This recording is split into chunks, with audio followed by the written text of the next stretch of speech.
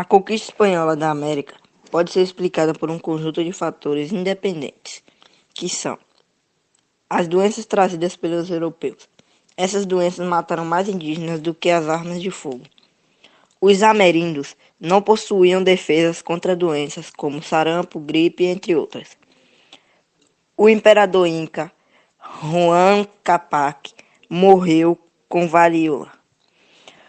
O proveito que os espanhóis tiraram da desunião entre os diferentes grupos de ameríndios. Os índios não eram vistos como índios ou nativos, e sim como um grupo específico. Os índios travavam guerra contra eles mesmos todos os dias, durante muitos anos. A economia colonial. A colonização da América Espanhola foi criada por nobres sem fortuna, comerciantes, aventureiros e pelo rei da Espanha. A mineração principal era a de ouro e a de prata, que se tornaram a principal atividade econômica em boa parte da América Espanhola. O trabalho forçado dos ameríndios. Na América Espanhola, predominou o trabalho forçado dos indígenas sob duas formas, a mita e as encomiendas. A mita, hábito inca adaptado pelos espanhóis, era a obrigação que os indígenas tinham de trabalhar durante 4 meses por ano, em troca de baixos salários. Esses trabalhadores recebiam por seu trabalho cerca de 1/3 do salário de um trabalhador livre naquela época. Parte do seu salário era paga em moeda e parte em alimentos, tecidos e bebidas. Muitos deles se viciavam em consumo de álcool e acabavam morrendo. A agropecuária foi praticada com extensas áreas de território americano. Unidade produtora básica nos campos coloniais foi a fazenda, grande propriedade rural voltada para a política. Entre as plantas mais cultivadas estavam o milho, a batata, o cacau e o tabaco, e a cana-de-açúcar. Além disso, criava-se gado de corte e transporte. Sua produção destinava-se ao mercado local, intercolonial ou à exportação para a Espanha. Os trabalhadores dessas fazendas eram obrigados a comprar no armazém da propriedade aquilo de que se necessitavam: roupas, calçados, alimentos e bebidas. E assim se tornavam prisioneiros por dívidas.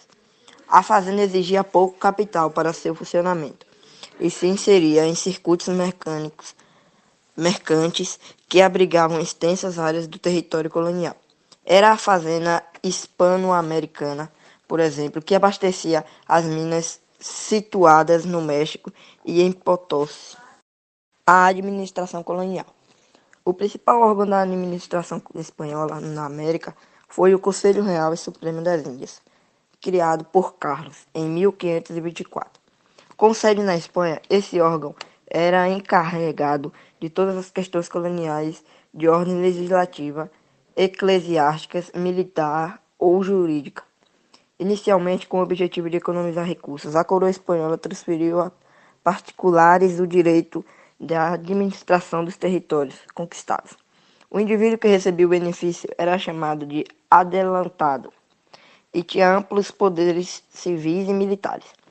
Cortés e Pizarro, por exemplo, eram adelentados. Com a adotação desse sistema, a coroa transferiu para particulares o ônus da colonização e estimulou a conquista de terras e povos. Eles tinham de enviar para a Espanha 1/5 de toda a riqueza das terras conquistadas por A economia colonial. A colonização da América Espanhola foi impulsionada por nobres sem fortunas, comerciantes, aventureiros e pelo rei da Espanha, ou seja, por interesses públicos e privados, e se inserem no contexto do mercantilismo, a crença do metalismo, por exemplo, ajuda a explicar por que os espanhóis daquele tempo manifestavam tanta sede de ouro. A mineração, sobretudo a da prata e a do ouro, foi a principal atividade econômica em boa parte da América Espanhola. Concorreu para isso a forte capacidade da mineração de provocar efeitos multiplicadores sobre outros setores da economia. Manufatura, artesanato e mercado interno. O elevado preço dos fretes marítimos e a lentidão dos transportes terrestres acabaram estimulando o florescimento do artesanato e da manufatura chamada na América Espanhola de obranjo. As principais obranjos produziam tecidos de lã, cobertores, ponchos, chales e eram instalados próximos a mercados consumidores como o Quinto, que vendia as minas de Nova Granada. Já o artesanato era praticado por trabalhadores reunidos em cooperações de ofício por artesãos independentes. As corporações com maior prestígio, como os tecelões e ferreiros, só admitiam brancos ou mestiços. Outros ramos menores valorizavam socialmente, como o dos predeiros ou carpinteiros, admitiam índios e negros.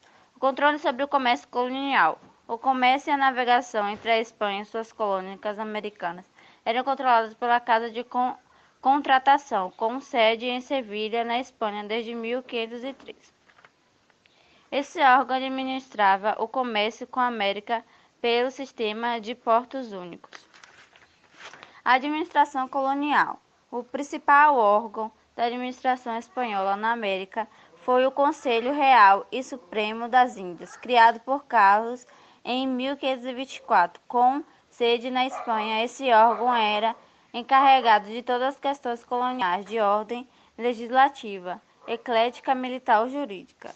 Inicialmente, com o objetivo de organizar recursos, a coroa espanhola transferiu aos particulares o direito de administração dos territórios conquistados. O indivíduo que recebia o benefício era chamado de adiantado e tinha amplos poderes civis e militares. Cortés e Pizarro, por exemplo, eram adelatados com a adoção desse sistema. A coroa transferiu para particulares o ônus na colonização e estimulou a conquista de terras e povos. Eles tinham de enviar para a Espanha um quinto de toda a riqueza das terras conquistadas por eles. A sociedade colonial. A sociedade colonial hispano-americana era formada basicamente por chapetones ou peninsulares, colônias nascidos na Espanha. A ocupação da América Inglesa. Durante os ingleses demonstravam pouco interesse pela América do Norte. A primeira experiência de colonização se deu no reino de Elizabeth I,